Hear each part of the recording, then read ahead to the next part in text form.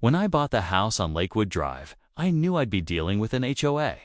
What I didn't expect was to become their latest witch hunt target. I'm not exactly the blend-in with the neighbors type.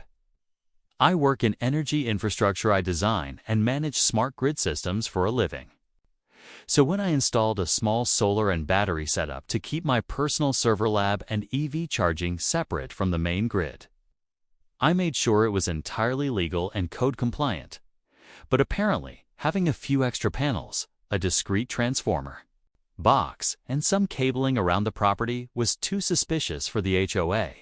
A few weeks after moving in, I received a letter with the subject line, "Unauthorized power modifications, theft investigation." I almost laughed out loud. According to the letter, an anonymous complaint we all know who claimed I was tapping into community electricity to power my industrial-level operations. They accused me of bypassing the neighborhood's power meters and stealing energy from the HOA's common grid, whatever that means. I reread it 3 times just to make sure it wasn't a prank. But no, they were serious. The letter was signed by our HOA president, Bill Forrester. Classic power tripper. Drives a golf cart with flashing lights on top. Once fined a neighbor $100 because their sprinkler splashed onto the sidewalk. The man was practically born to micromanage. I decided to do the responsible thing, schedule a meeting with the board and show them everything. My system was 100% legal. I'd even had it signed off by the city inspector before moving in. I brought detailed schematics, invoices, inspection certificates, everything. When I walked into the meeting, I was met with crossed arms, narrowed eyes, and silence. Bill didn't even say hello. Instead, he pointed at a chair and said, "Let's get started." I calmly laid out the facts. The solar system was tied to my personal meter. The battery system had a local circuit, not connected to any shared HOA lines. I even showed them a live reading from the smart panel showing 0 draw from any communal grid. One of the board members, Susan, seemed open-minded and asked a few legitimate questions. But Bill? He wasn't having it. "So why?" he said, slowly tapping the table. "Do you have a secondary transformer on your property?" I explained again that it was part of a private off-grid setup meant for backup during outages and for experimental testing. It wasn't pulling from the HOA lines. He shook his head like I was speaking in riddles. "You expect us to believe that setup isn't pulling anything it shouldn't?" he snapped. "I've lived here 18 years and never seen anything like it. This looks industrial." That's when I realized this wasn't about proof. This was about power literally and figuratively. "I'm happy to invite the city inspector to verify everything again," I offered. "If you'd like to be present for that, you're welcome." Bill smirked. "We'll conduct our own investigation. Meanwhile, I'm formally notifying you that your system is under review. And if you refuse to shut it down, we'll take legal action." I stared at him, dead silent. He wasn't interested in facts. He wanted obedience, so I said, "Go ahead. But make sure you've got your facts straight before you start flipping switches." Over the next few days, the HOA doubled down. They sent letters to my mailbox and taped to my front door. They demanded access to my backyard. They tried to contact the utility company, who told them politely to mind their own business. Then it got worse. I woke up one morning and noticed my home Wi-Fi was down. My backup battery status showed it had been switched to island mode, as if the grid had gone offline. That's when I found out the HOA had called in a private maintenance crew and ordered them to inspect the exterior lines near my house. They didn't have a legal warrant or utility authorization. They had tampered with the system and accidentally triggered my auto disconnect protocol. My entire block lost power for 2 hours. The neighbors were furious. Kids missed online school. People's groceries defrosted. And of course, everyone blamed me. At first, until I showed my security footage. 2 HOA workers, unlicensed, messing with a transformer near my fence. And just like that, the narrative flipped. I posted a short clip to the community app, nothing dramatic. Just facts. Here's who shut your power off this morning. My system did exactly what it was designed to do, to protect the grid from interference. People started asking questions, and Bill, he went silent. But I wasn't done. Because while the HOA thought I was some rogue tech guy stealing power, they had no clue what I really did for a living, or what kind of access I had. The grid they tried to shut me off from, I helped run it, and they were about to find out.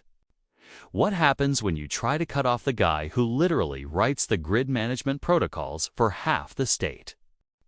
After the botched power cut attempt and the public backlash, I thought the HOA might back off. Instead, they got sneakier. 3 days after the outage, I received a hand-delivered envelope, bold, red final notice across the front. Inside was a cease and desist letter claiming I was operating an unauthorized power station in a residential zone. They cited obscure HOA bylaws about external infrastructure and non-residential energy equipment, clearly twisting the language. My solar array and smart battery backup weren't in violation of anything. But Bill Forrester wasn't playing by the rules, he was rewriting them. I called the city inspector again, just to be safe. He laughed when I read him the letter. "They're grasping at straws," he said. "They can't override municipal code. Your system's perfectly legal." Still, the HOA's smear campaign was working. A few neighbors stopped waving. Someone egged my fence. One guy shouted "grid parasite" from his driveway. I was becoming the villain in their gossip chain, and it was all based on lies. That's when I decided to fight fire with fire. You see, my job isn't just technically manage energy distribution for a private smart grid company that services residential areas across the region. I have legal access to remote energy monitoring and analytics platforms for dozens of neighborhoods, including mine. I don't control the flow directly, but I can see everything: peak usage, strain on substations, even which households are causing imbalances. So I pulled up Lakewood Drive's profile, and guess what? The HOA clubhouse where Bill had set up. His little command center with security cameras, computers, and a climate-controlled storage room was pulling way more power than it should have. Like 3x the average for a 1,000 square foot structure. It was running servers, high-load lighting, and what looked like a mini data center.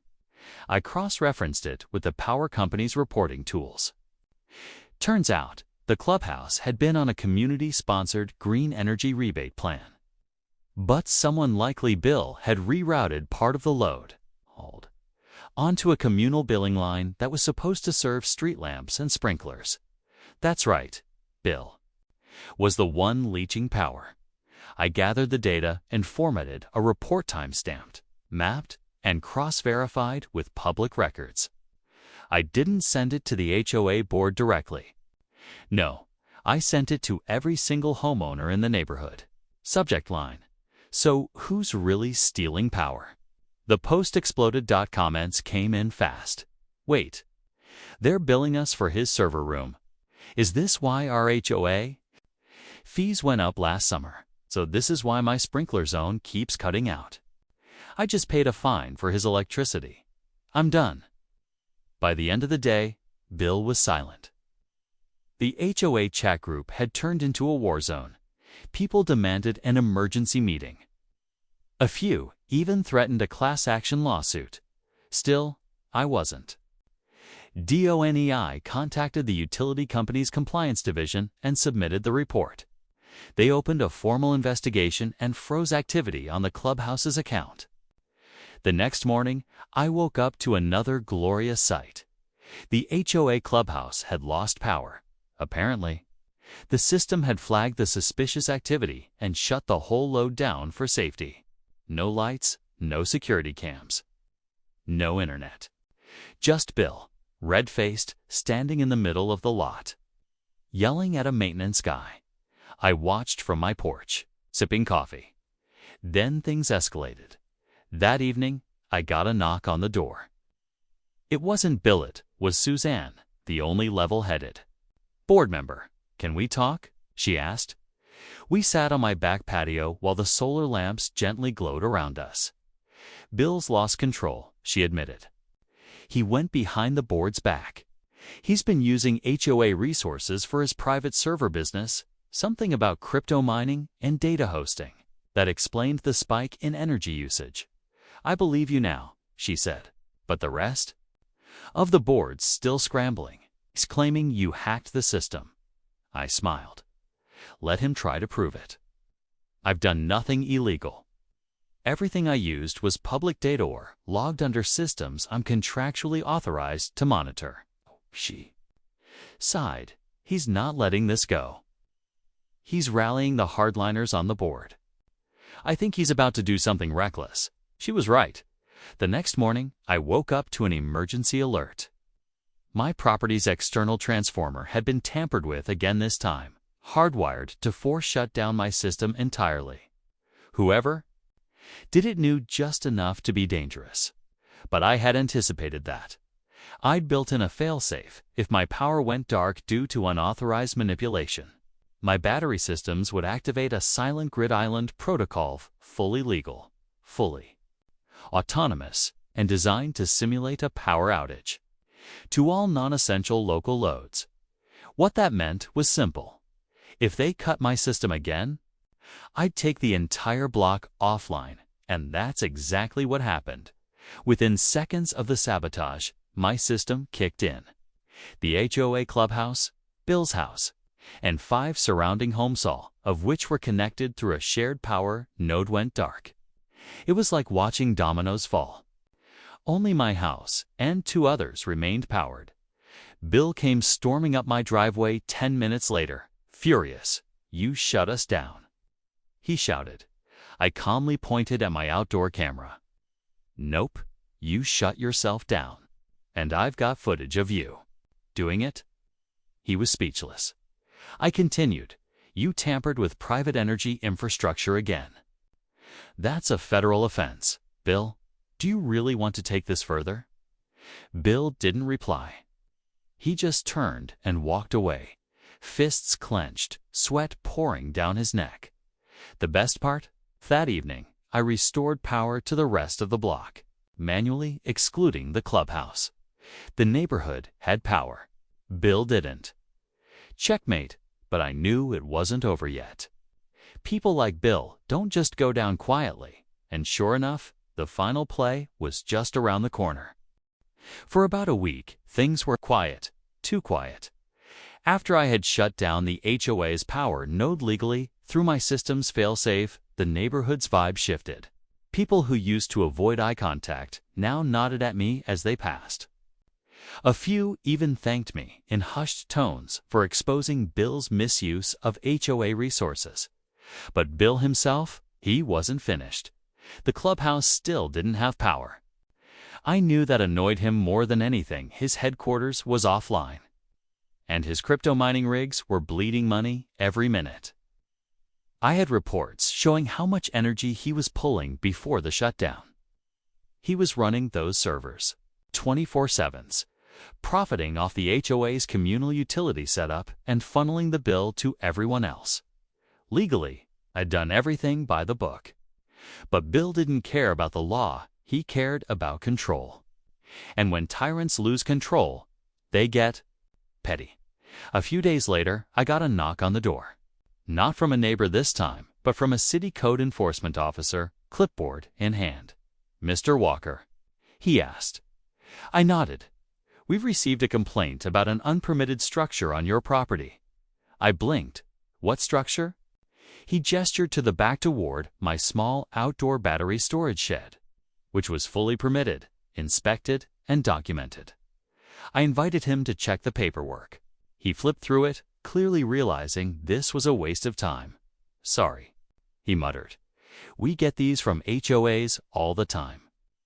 They abuse the complaint system, hoping we'll scare people into removing things voluntarily." I smiled.